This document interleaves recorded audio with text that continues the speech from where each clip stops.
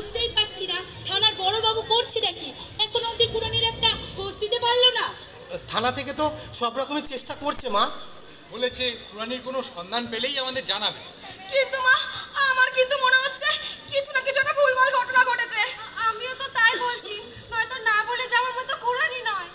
আরে বাবা, যে মেয়ে নিজের থেকে চলে গেছে তার জন্য আবার থানা পুলিশ? এই নিজের থেকে চলে গেছে, এই নিজের থেকে চলে গেছে কথাটা মানে কি রে? এই দাঁড়া, তুই কি বলতে চাস বলতো? আরে বাবা, ওর রক্ত পরীক্ষার রিপোর্টে পরিষ্কার লেখা আছে যে ওর প্লেগ হয়েছে। হয়তো ওই লজ্জায় নিজে থেকেই চলে গেছে। না না না, আমার কিন্তু তা মনে হয় না। হ্যাঁ, ওর প্লেগ রোগ হয়েছিল তো কি হয়েছে, আমরা তো চিকিৎসা করাতাম। বাবা, কি বলছো ছোট বৌদি? প্লেগ রোগ কিছু আছে জানো? কুড়ানির হয়েছে। এবার তো কুড়ানিদের প্লেগ রোগ হয়নি, আমি জানি। মিমি মামা, তুমি না ছোট্ট, বড়দের মুখে মুখে কথা বলতে নেই মা। না মা, আজ আমি সব বলবো। মিমি, তুমি না ছোট, বড়দের মুখে মুখে কথা বলতে নেই।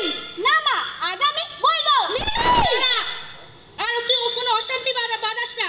তারা কি বলছে আমি তা শুনতে চাই। কিন্তু বলতে কি জানিস বল। কথায় বলে অন্ধকার যতই ঘন হোক না কিছু হতে বাধ্য, ঠিক তেমনই তারাদের ষড়যন্ত্র যতই মজবুত হোক না কেন মিমির সত্যের কাছে তা মাথা নত করতে বাধ্য ছিল। ফলে চিরদিনের মতো এবারেও ন্যায় সত্যের জয় হলো, খুলে গেল তারাদের মুখোশ। তুই এখনই তারার ফোনটা চেক কর।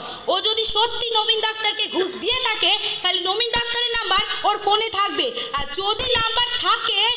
তারা তোর ফোনটা দে। না দাদা, শোন না। তারা শোন না দাদা, শোন তোর না। ফোনটা দে বলছি।